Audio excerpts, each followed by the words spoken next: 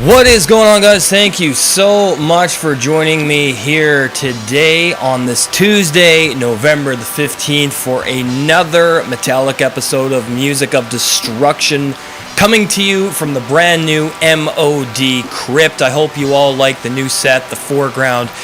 The background isn't quite done yet. The girlfriend is still adding stuff, but you will see it as it evolves. As always, bringing you the best in metal-related content right here on YouTube, on the only metal channel you need if you missed anything in the past couple of weeks. It's been a couple of weeks.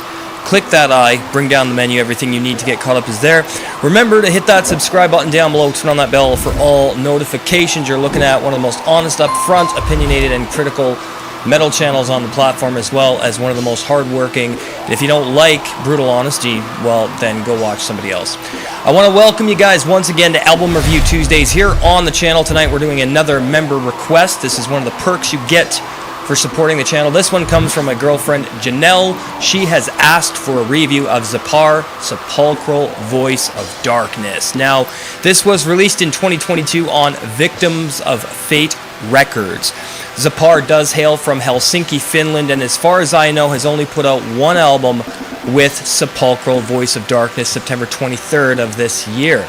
Now, right from the get-go, you can certainly tell that this is Finnish black metal, right down to the ice-cold production, abrasive raw guitars, haunting keyboard work, and vocals that sound like a frozen undead spectral entity that moves beyond the shadows. And this, of course, is not going to be for everybody. And I think back to bands like Beherit and Darkthrone and their earliest creations when I hear this, and they made something truly cold and disturbing. And the fact that this is a female project makes it even much more interesting, and you can tell she takes a lot of that influence from those two projects. In fact, probably all Finnish and Norwegian black metal to a certain extent. For the lineup, we have Hera, all instruments and vocals. All right, let's get into the review. Now, the album opens up with Storm of the Apocalypse, and there's this ice-cold wind ambience that sets into the track immediately, and this sets the tone for what you're about to experience before it breaks into a straight, full-on ice-cold black metal attack full of hatred and deep melancholic despair that is filled to the brim with nostalgia and primitive soundscapes that are both hypnotic and disturbing and chilling, which creates an intense claustrophobic atmosphere of an incredible emotional release that's bleak and captivating. This is a perfect soundtrack to an ice-cold black winter night when you're out walking all alone, like I'm going to go out and do tonight. It's going to be great. When not a single human being is in sight. The keyboards also add a great deal of depth and beauty to the ugliness of this track, and the drum work is absolutely incredible as well, but also very primitive and simplistic. And this only adds to the effectiveness of the atmosphere of this sick track. Great opener. Next, we have Trapped in a Sphere of Horrors, and this one immediately takes you further into the frozen tundra of ice-cold solitude and misanthropic isolation.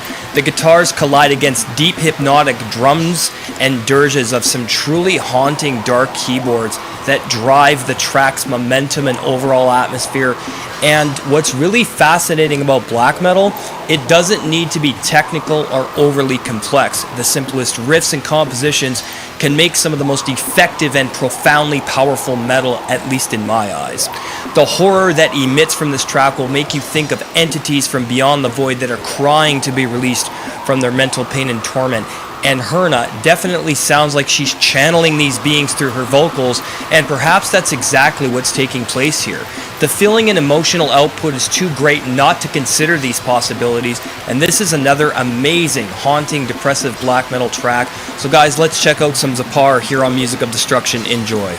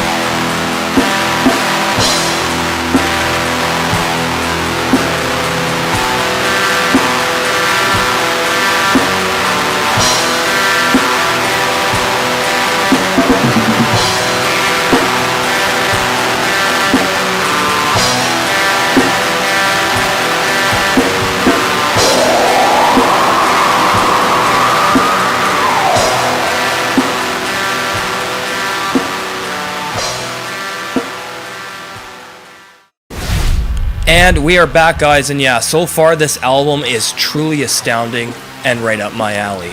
Now next up we have Rulers of the Majestic Night, and you know what? This is an apt title. That's exactly what this sounds like. Now, it's a soundtrack to nocturnal forces and blackness, where only freedom and darkness reigns with no regard for humanity's sensibilities or light. This is one of the factors of the entire album that sets it apart from other black metal acts, at least in my opinion it does, and the compositions and attention to detail in even the smallest areas is incredible, because all of these things combine to create a harrowing, cold, dark listening experience. And while this isn't a straight DSBM release at all, it certainly has a lot in common with that genre. Although it's not as down-tempo in places as DSBM, the overall atmosphere and feeling of the entire album as a whole, in my eyes, would definitely fall into that category. Atmospheric depressive black metal, perhaps? Either way, it's not going to be a joyous listening experience, but rather one of deep contemplation and longing for solitude and coldness, which is exactly what I want in my black metal.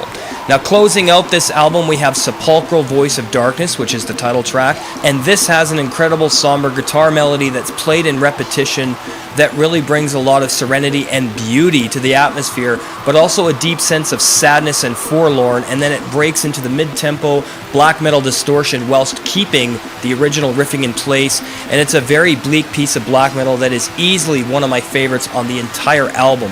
The vocals are chilling as hell, and hauntingly dark claustrophobic keyboard work is so dark and eerie.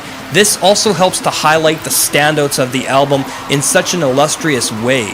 The blackness enshrouds you entirely, and this misanthropic grasp of despair wraps its hands around your throat while locking you into misanthropy and seclusion of beautiful soundscapes of isolation. And I mean, holy shit, guys, this might just be the best album of 2022 in my eyes, and for damn good reason, and this is something you all need to check out. The final verdict for Zepar-Sepulchral Voice of Darkness is getting a 10 out of 10 here tonight, and it's well deserved. I just hope I can find a physical copy. Victims of Fate Records, sorry. Alright guys, there you have it, another album review in the books here on the channel. Hope you enjoyed the premiere. If you're new around here, hit that subscribe button down below, turn on the bell for all notifications. Merchandise available on the homepage, click the store tab. I'd really appreciate it. You can join the channel right now, become an MOD Elite, get awesome perks like you just saw tonight. For $2.49 for your first month, $4.99 thereafter. Hit the join button, get access to exclusive content, review requests within reason, of course, band interviews and promotions if you have a band and stuff like that. Also, live stream access to the radio show and the members only hangout, which will be starting on November the 26th, as well as collaborations if you have a metal YouTube channel. Have an awesome night, guys. We'll see you for Album Ranking Wednesdays. Have a great night. Hails.